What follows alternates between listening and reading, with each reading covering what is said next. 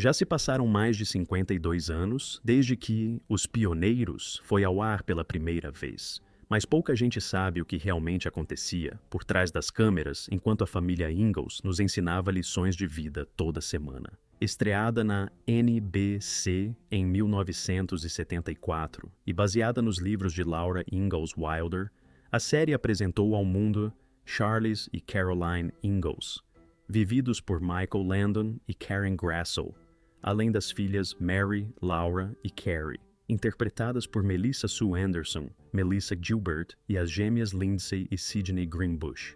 Durante 9 temporadas, Walnut Grove se tornou a cidadezinha mais amada da televisão, um lugar onde trabalho duro, fé e família resolviam praticamente tudo. O que a gente via na tela já era emocionante por si só, mas o que acontecia por trás daquelas câmeras era, em muitos casos, ainda mais surpreendente. Hoje vamos contar 15 fatos estranhos sobre Os Pioneiros que você provavelmente nunca soube. E fique até o número 1, porque o final da série não foi efeito especial. O vilarejo inteiro foi mesmo explodido com dinamite de verdade.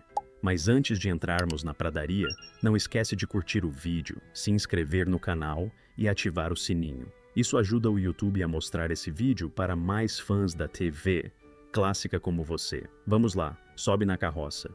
Antes de começar, uma curiosidade que pouca gente lembra.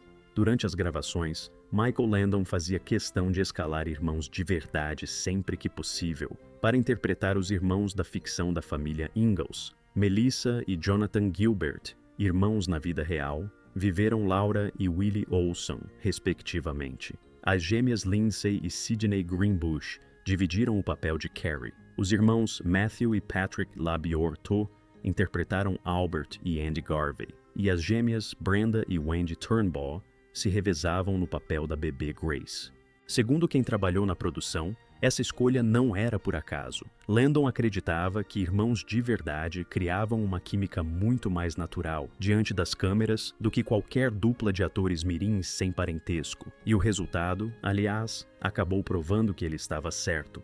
Número 15. O pai mais amado da televisão revelou sua doença terminal diante de milhões de espectadores. Em abril de 1991, Michael Landon foi diagnosticado com câncer de pâncreas em estágio avançado. Em vez de esconder, ele decidiu falar sobre o assunto publicamente numa de suas últimas aparições na televisão, no The Tonight Show, ao lado de Johnny Carson, onde criticou abertamente a cobertura sensacionalista que alguns veículos vinham dando à sua doença. Ele falou sobre a importância da atitude mental diante de um diagnóstico como aquele e sobre o que isso significava para as famílias que enfrentavam a mesma coisa em particular, longe das câmeras. Landon morreu no dia 1º de julho de 1991, aos 54 anos, poucos meses depois daquele diagnóstico. Karen Grasso, que meses antes havia retomado contato com ele após anos de tensão entre os dois, contou depois que ficou profundamente feliz por ter conseguido fazer as pazes com Landon antes da morte dele. O homem que interpretou, por 9 temporadas seguidas, o pai mais sábio e estável da televisão americana, acabou dando, na vida real, uma última lição sobre como enfrentar a adversidade com dignidade. Disse, inclusive, que Os Pioneiros contava entre seus fãs mais fiéis nada menos que o então presidente americano Ronald Reagan, um detalhe que só confirma o quanto essa família de ficção conseguiu se instalar na cultura pop americana durante toda uma década. Décadas depois do cancelamento, a série continua no ar em reprises ao redor do mundo, algo que Landon já previa com uma confiança que na época ninguém levava muito a sério. Ele chegou a dizer para o elenco que as pessoas continuariam assistindo aqueles episódios, muito depois de todos nós já termos partido. Uma frase que, olhando em retrospecto, acabou sendo quase profética, especialmente agora que novas gerações descobrem a família Ingalls em plataformas de streaming que nem existiam quando o último episódio foi gravado, provando que uma boa história sobre família, trabalho duro e superação atravessa qualquer geração, seja nos Estados Unidos, seja aqui no Brasil. Número 14. Michael Landon nem sempre se chamou Michael Landon. O homem que interpretou Charles Pa Ingalls e que ainda por cima escrevia, dirigia e produzia a série, Nasceu como Eugene Maurice Horowitz, no dia 31 de outubro de 1936, em Forest Hills, no Queens. Depois, a família se mudou para Collingswood, em Nova Jersey, onde o sobrenome de origem judaica fez dele alvo de um isolamento social bem duro durante a adolescência. Quando decidiu seguir carreira como ator, ele entendeu que Eugene Horowitz não era exatamente o nome que Hollywood queria ver no cartaz de um galã de faroeste. Então, pegou uma lista telefônica e foi assim que nasceu Michael Landon. Com esse nome novo, ele conseguiu o papel de Little Joe Cartwright em Bonanza, onde passou 14 temporadas antes de se tornar o pai mais amado da televisão familiar. Agora, pare um segundo para pensar nisso. O homem que encarnou o pai pioneiro por excelência, símbolo da América rural e tradicional, era, na real, um garoto do Queens que se reinventou completamente para sobreviver na indústria. Por qualquer medida razoável, essa é uma história bem mais interessante do que qualquer episódio da série. E o detalhe não para por aí. Landon chegou em Os Pioneiros carregando quase 15 anos de experiência na frente e atrás das câmeras, o que explica por que a NBC acabou entregando a ele praticamente todo o controle criativo da nova série, algo bem incomum para um ator protagonista na televisão dos anos 70. Segundo seus próprios colaboradores, Landon praticamente morava no set. Chegava antes de todo mundo para revisar o roteiro do dia, dirigia boa parte dos episódios ele mesmo e ainda arrumava tempo para ensaiar as próprias cenas na frente do espelho do trailer. Um ritmo de trabalho que muita gente descreveu como exaustivo até para os padrões mais rígidos de Hollywood. Segundo relatos da época, Landon dormia poucas horas por noite durante as temporadas mais intensas, e ainda assim, raramente perdia a paciência com o elenco infantil, algo que muitos dos atores mirins de Os Pioneiros lembram com carinho até hoje, décadas depois de crescidos. Número 13, o problema das duas Melissas quase mudou o rumo de toda a história. Quando o elenco foi montado, a produção percebeu um detalhe curioso. Tanto a atriz que interpretaria Laura quanto a que interpretaria Mary se chamavam Melissa. Melissa Gilbert como Laura e Melissa Sue Anderson como Mary. Duas meninas, mesmo nome, mesmo set, mesmo horário de gravação. No primeiro dia de trabalho, Michael Landon perguntou a Gilbert se ela tinha algum apelido. Segundo a própria atriz contou anos depois, sua sugestão foi Moisha. Ela tinha ouvido a palavra em algum lugar e achou que soava legal. Landon recusou na hora. "Não vamos te chamar de nome de senhor judeu idoso", teria dito ele, rindo. Então, decidiu por conta própria. Olhou para Anderson e disse, "Você vai ser a Missy." Depois, olhou para Gilbert e completou, "E você a gente vai chamar de Half Pint", uma expressão em inglês que alguns fãs brasileiros, ao longo dos anos, chegaram a traduzir de forma carinhosa como pinguinho, alguém pequena de tamanho, mas grande de personalidade. O apelido colou tanto dentro quanto fora das telas, e Gilbert o carregou com orgulho pelo resto da carreira. O que não colou foi uma amizade de verdade entre as duas atrizes. Segundo Gilbert contou em seu próprio livro de memórias, elas nunca tiveram uma conexão real de irmãs, e Anderson mal a menciona em suas próprias memórias. E aqui vem a parte que deixa tudo ainda melhor. No set, quem realmente se tornou inseparável de Gilbert foi a atriz que interpretava sua arqui-inimiga de ficção, Nellie Oleson. Mas disso a gente fala mais adiante. Número 12. Os Pioneiros quase nunca chegou ao Brasil com esse nome, e a dublagem escondia um verdadeiro time de estrelas. No Brasil, a série estreou em março de 1977 pela TV Bandeirantes. Ganhou o título Os Pioneiros, bem diferente da tradução literal, que seria algo como A Casinha na Pradaria. E depois passou a ser reprisada por emissoras como SBT, Record, o canal TCM e a Rede Brasil. A dublagem brasileira foi feita nos estúdios da Herbert Richards, um dos templos mais respeitados da dublagem no país, e reuniu nomes que marcaram gerações. Silvio Navas e, mais tarde, Marco Ribeiro deram voz a Michael Landon, Mara Di Carlo e depois Isabel Lira. Dublaram Karen Grassel, Carmen Sheila e, na sequência, Luísa Palomanes emprestaram a voz a Melissa Gilbert. Nair Amorim e depois Flávia Sade deram vida a Melissa Sue Anderson, e Miriam Fisher, seguida por Adriana Torres, dublou a inesquecível Alison Arngrim como Nellie Oleson. Curiosamente, ao contrário do que muita gente imagina, os nomes dos personagens praticamente não foram traduzidos. Charles, Caroline, Laura, Mary e Carrie continuaram com os mesmos nomes na versão brasileira, sem virar um Carlos ou Carolina, como aconteceu em tantas outras produções da época.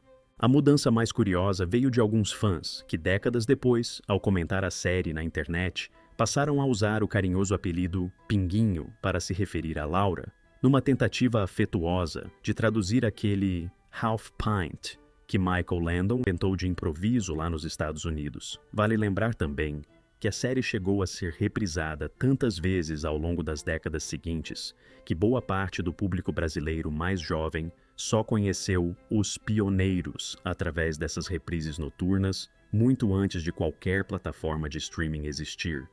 O que ajuda a explicar por que a série ainda hoje desperta tanta nostalgia em quem cresceu assistindo TV aberta no Brasil.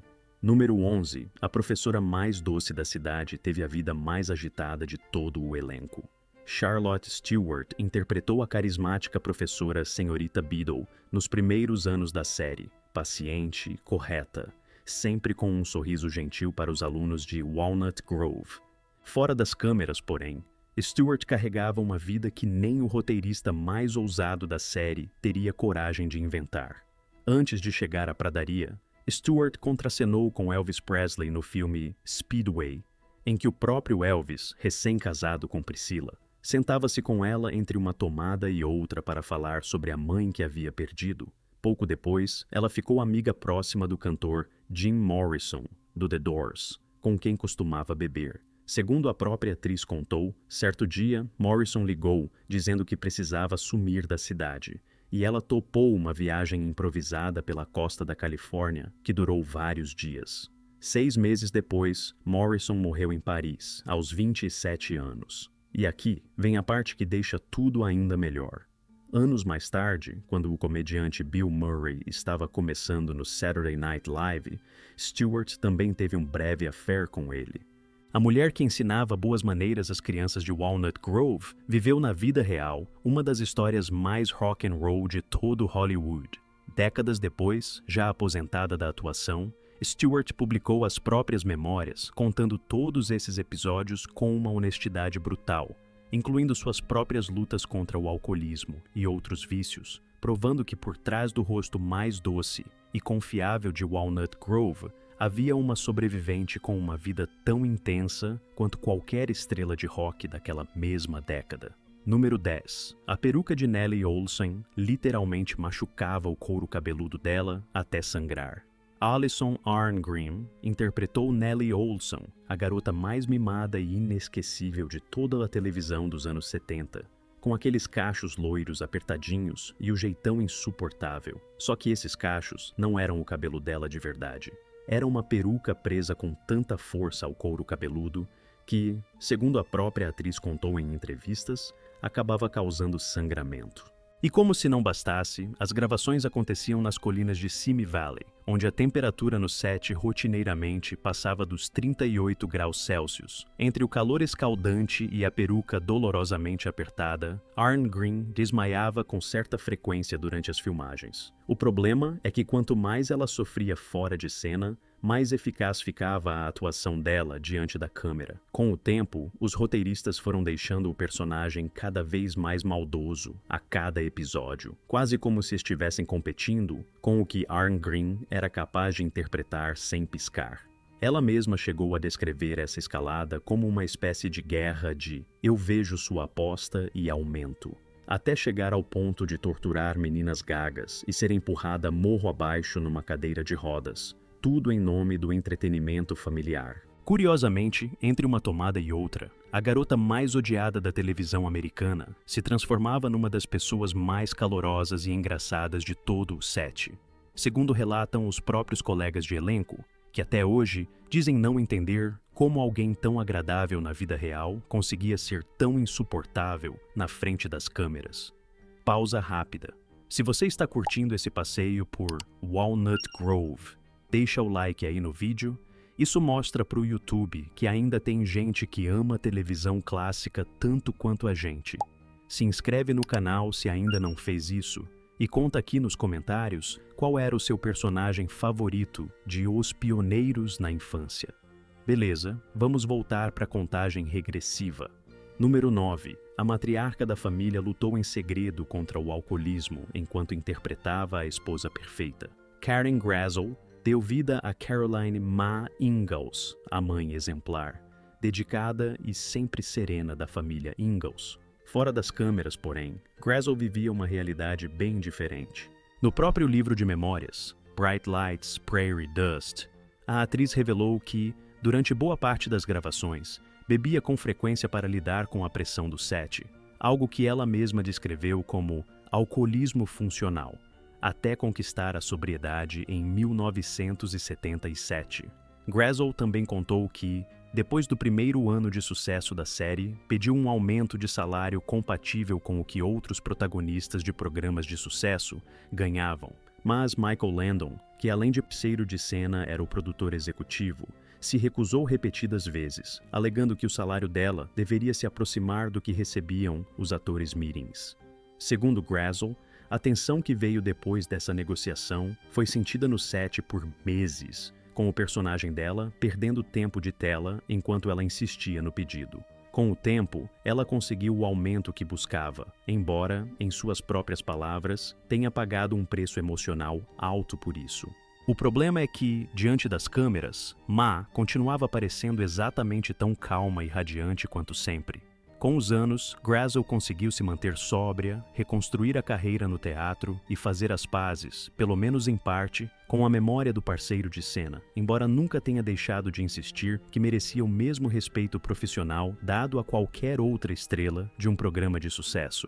Número 8. A cegueira de Mary Ingalls talvez nunca tenha sido causada pelo que a série contou. Na trama, a irmã mais velha de Laura, vivida por Melissa Sue Anderson, perde a visão completamente depois de um caso de escarlatina, uma reviravolta tão impactante que rendeu a Anderson uma indicação ao Emmy e disparou a audiência do programa até o primeiro lugar. Esse detalhe veio diretamente dos livros originais de Laura Ingalls Wilder, que escreveu que sua irmã de verdade, Mary Ingalls, ficou cega aos 14 anos, justamente por causa da escarlatina. E aqui vem a parte que deixa tudo ainda melhor.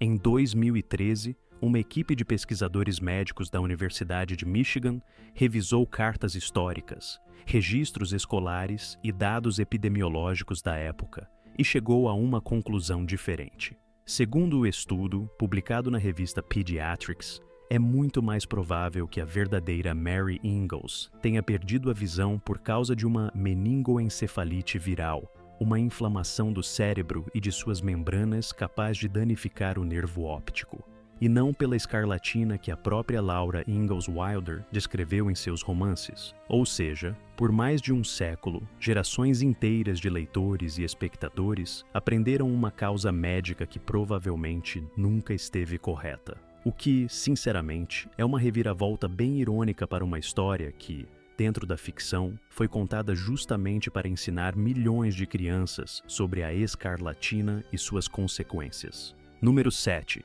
O pai mais amado da televisão viveu um caso que custou o relacionamento com a filha da ficção. Fora das câmeras, Michael Landon era considerado uma espécie de figura paterna de verdade para vários das crianças do elenco, especialmente para Melissa Gilbert, que, depois do divórcio dos próprios pais, encontrou em Landon um apoio constante. Só que, durante a produção da série, Landon começou um relacionamento com Cindy Clerico, maquiadora do próprio programa, enquanto ainda era casado com a segunda esposa. O caso acabou vindo à tona publicamente e provocou o fim daquele casamento, num divórcio tão midiático quanto doloroso. Para Gilbert, a notícia representou uma quebra profunda na relação de confiança que ela havia construído com Landon ao longo dos anos, uma distância que, segundo ela mesma contou, se manteve até a morte do ator, em 1991. O problema é que o homem que na tela pregava, semana após semana, sobre honestidade, família e responsabilidade, tinha na vida privada uma história bem mais complicada do que qualquer roteiro de Walnut Grove. Com o tempo, Gilbert reconheceu publicamente que aquele episódio a machucou profundamente, justamente porque Landon havia sido, durante anos, a figura paterna mais estável que ela teve na vida real, tanto dentro quanto fora do set. Número 6. A Pinguinho teve um romance de verdade com um dos galãs mais famosos de Hollywood. Melissa Gilbert, a atriz por trás de Laura Ingalls, manteve durante a adolescência e o início da vida adulta um relacionamento intermitente e muito comentado com o ator Rob Lowe, a quem conheceu quando ambos tinham apenas 14 anos. O relacionamento teve idas e vindas por anos, a ponto de os dois chegarem a ficar noivos oficialmente. Quando Gilbert recebeu sua estrela na calçada da fama de Hollywood, em 1985, foi Lowe quem esteve ao lado dela durante a cerimônia. Por qualquer medida razoável, eram dois adolescentes transformados em estrelas mirins, tentando sustentar um relacionamento normal sob o peso de duas carreiras explodindo ao mesmo tempo. Com o passar dos anos, os dois escreveram as próprias memórias, Prairie Tale, no caso de Gilbert, e um livro próprio, no caso de Lowe, e ambos concordaram que aquilo foi, para os dois, um amor de juventude genuíno, mesmo que nunca tenha levado os dois ao altar. Gilbert também esteve brevemente ligada, segundo diferentes publicações da época, a outros jovens atores em ascensão, como Tom Cruise e Scott Baio, o que parece quase inevitável quando você é uma das adolescentes mais famosas da televisão americana em plena década de 80. Número 5. O marido da ficção de Nellie Oleson morreu de AIDS e mudou o rumo da vida da colega de elenco. O ator Steve Tracy interpretou Percival Dalton, marido de Nellie Oleson, na fase final da série, formando um dos casais mais queridos das últimas temporadas. Fora das telas, Tracy e Alison Arngreen, que vivia Nellie, se tornaram amigos muito próximos durante as gravações. Em 1986, Tracy morreu vítima de complicações relacionadas à AIDS, poucos anos depois do fim da série. A perda atingiu profundamente Arngreen, que decidiu canalizar essa dor numa segunda carreira como ativista, colaborando por anos com organizações como a AIDS Project Los Angeles e a Tuesday's Child. E aqui vem a parte que deixa tudo ainda melhor. A atriz que interpretou uma das vilãs mais odiadas da televisão familiar acabou se transformando, na vida real, numa defensora incansável de causas que muito pouca gente em Hollywood ousava defender abertamente naquela década. Arngreen já contou em diversas entrevistas que Tracy foi muito mais que um colega de elenco. Nas palavras dela mesma, um dos melhores amigos que teve, e a perda dele marcou um antes e um depois, na forma como ela passou a enxergar o próprio lugar dentro da indústria. Número 4, por trás da garota mais odiada da televisão, havia uma história de superação. Alison Arngreen construiu toda uma carreira interpretando Nellie Oleson, a vilã insuportável de Walnut Grove, um personagem tão eficaz que, segundo a própria atriz contou, um fã certa vez jogou uma lata de refrigerante na cabeça dela durante um desfile, gritando pelo que o personagem tinha feito com a Laura. O que o público não sabia naquela época é que, fora das câmeras, Arngreen havia sido vítima de abuso por parte de um familiar durante a infância, bem antes de chegarem os pioneiros. Anos depois do fim da série, Arngreen decidiu falar publicamente sobre essa experiência em seu livro de memórias, Confessions of a Prairie Beach, e transformou aquela história num impulso concreto para a mudança. Ela se tornou uma ativista reconhecida, em prol da proteção infantil, trabalhando ao lado de legisladores da Califórnia para fechar uma brecha legal que permitia penas reduzidas a agressores que abusavam de parentes. Ela mesma já explicou que interpretar Nellie, com toda a raiva e maldade do personagem, funcionou como uma espécie de terapia que permitiu canalizar a raiva acumulada pelo que ela tinha vivido. O que na tela era só a garota mais antipática da cidade, na vida real, representava uma sobrevivente que acabou ajudando a proteger milhares de crianças depois dela. Arngreen já disse em diferentes entrevistas que se considera sortuda por ter crescido, ao menos durante as horas de gravação, num set onde a equipe técnica e Michael Landon vigiavam de perto o bem-estar dos atores mirins, algo que, segundo ela mesma reconhece, estava longe de ser a norma na televisão daqueles anos. Número 3. O homem por trás das câmeras quase perdeu o controle da própria série. Antes de Michael Landon se tornar o rosto definitivo de Os Pioneiros, o projeto pertencia em grande parte ao produtor Ed Friendly, que havia comprado os direitos de 7 dos livros originais de Laura Ingalls Wilder, e contratou Landon apenas para protagonizar a série. Só que Friendly e Landon tinham visões completamente diferentes do que o programa deveria ser. Friendly queria seguir rigorosamente as histórias dos livros e ainda insistia que o personagem de Charles Ingalls usasse barba completa para parecer mais autêntico. Landon, por outro lado, sabia que manter uma série no ar por várias temporadas exigiria bem mais drama, mais desenvolvimento de personagens e menos fidelidade literal ao material original.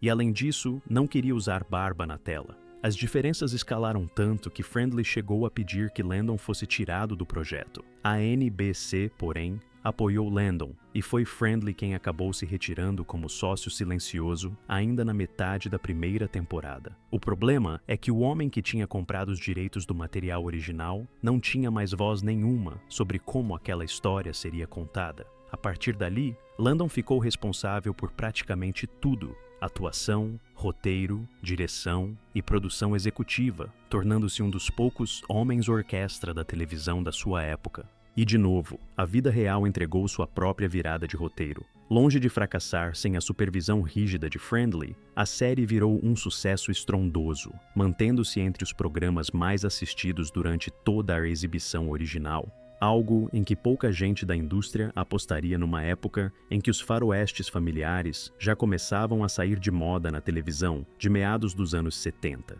Número 2. Walnut Grove nunca ficou em Minnesota. A série se passa numa cidadezinha de Minnesota na década de 1870, com aqueles campos verdes, pores do sol dourados e colinas que parecem tiradas direto de um cartão postal do centro-oeste americano. Só que nada daquilo era Minnesota. Todas as cenas externas, desde a fazenda dos Ingalls até a icônica colina da abertura, foram filmadas no Big Sky Ranch, também conhecido como Teeple Ranch, nas colinas acima de Simi Valley, na Califórnia. Os produtores tinham procurado locações no Arizona e no norte da Califórnia antes de encontrar esse rancho de mais de 7.000 acres, com árvores grandes, lagoas e pradarias, que, com a iluminação e o ângulo de câmera certos, conseguiam passar por centro-oeste americano. O problema é que Simi Valley, ao contrário de Minnesota, chegava facilmente a 38 graus Celsius. O elenco filmava cenas de nevasca no inverno, suando embaixo de camadas de roupa de época, enquanto o sol californiano fazia a sua parte. As cenas internas, por sua vez, foram gravadas primeiro nos estúdios da Paramount e depois no lote da MGM, onde foi construído o maior cenário do estúdio para abrigar a casa inteira dos Ingalls. Além disso, o famoso cavalo branco e castanho que puxava a carroça da família atendia na ficção pelos nomes de Pat e Patty, embora, como é comum na indústria, diferentes animais se revezassem no trabalho, dependendo da cena e do grau de dificuldade. Então, da próxima vez que você vir a família Ingalls andando pela sua pradaria de Minnesota, lembre-se de que, na real, eles estavam a menos de 1 hora de Hollywood. O próprio elenco lembra daqueles dias de gravação debaixo de um sol impiedoso, com garrafas de água sendo distribuídas o tempo todo entre uma tomada e outra, enquanto o figurino tentava manter apresentáveis roupas de lã grossa, pensadas para invernos que, na vida real, jamais chegariam a Simi Valley. Curiosamente, quem crescia em Simi Valley naquela época costumava avistar o próprio Michael Landon dirigindo até o rancho quase todos os dias. E alguns moradores mais antigos ainda contam que, quando crianças, subiam escondidos até os cenários, só para dar uma espiada em como era feita a Minnesota que todo mundo via na televisão. Número 1. O final da série não foi efeito especial. O vilarejo inteiro foi mesmo explodido com dinamite de verdade. No desfecho da trilogia de filmes para a televisão que encerrou a história, um empresário ferroviário descobre que é o dono legal de toda a terra onde fica Walnut Grove e exige que os moradores deixem o lugar. Em vez de sair em silêncio, os vizinhos decidem explodir cada prédio da cidade antes de entregá-la. E isso não foi resolvido com efeitos visuais nem maquetes, segundo a própria equipe de produção confirmou. Os prédios de verdade de Walnut Grove, construídos ao longo de 9 anos de filmagens no Big Sky Ranch, foram derrubados com explosivos de verdade, coordenados por especialistas em demolição depois de vários testes de segurança. O produtor Kent McCrary explicou anos depois que a decisão não nasceu de rancor nem de algum capricho de Landon, mas de pura logística. A produção precisava devolver o terreno alugado aos donos originais, e desmontar prédio por prédio sairia caríssimo e demoraria uma eternidade. Explodir tudo de uma vez só resolvia o problema num único dia. Landon decidiu que apenas 2 construções deveriam sobreviver na ficção, a igreja e a casa dos Ingalls, e foi assim que a cena foi filmada. Segundo Melissa Gilbert já contou, o elenco nem sequer esteve presente durante as explosões de verdade, por questões de segurança, e chegou ao set no último dia de filmagem para encontrar a cidade inteira, já reduzida a escombros. As lágrimas que a gente vê naquela cena final eram completamente reais. O elenco passou 9 anos construindo memórias entre aquelas paredes, e vê-las desaparecerem de uma vez resultou, nas palavras do próprio Landon, numa catarse, e ao mesmo tempo, num dos dias mais difíceis de toda a produção. Curiosamente, Catherine McGregor, a atriz que por anos interpretou a insuportável Harriet Olsen, é a única integrante principal do elenco original que não aparece em nenhum desses 3 últimos filmes. Segundo se contou na época, ela estava fazendo uma peregrinação espiritual na Índia justamente naqueles dias, ausente por completo da despedida final de Walnut Grove, cidade que ela mesma ajudou a construir por quase uma década. E aí está, pessoal, 15 fatos estranhos e surpreendentes sobre os pioneiros que você provavelmente nunca soube. Conta aqui nos comentários qual desses fatos mais te surpreendeu. E não esquece de curtir o vídeo, se inscrever no canal e ativar o sininho de notificações para não perder o próximo vídeo. Se essa família de Walnut Grove marcou a sua infância tanto quanto marcou a nossa, é exatamente esse tipo de conteúdo que a gente vai continuar trazendo para você. Histórias reais por trás dos programas de televisão que todo mundo achava que já conhecia de cor. Até a próxima! E como a gente gosta de dizer por aqui, a pradaria guarda muito mais segredos do que você imagina.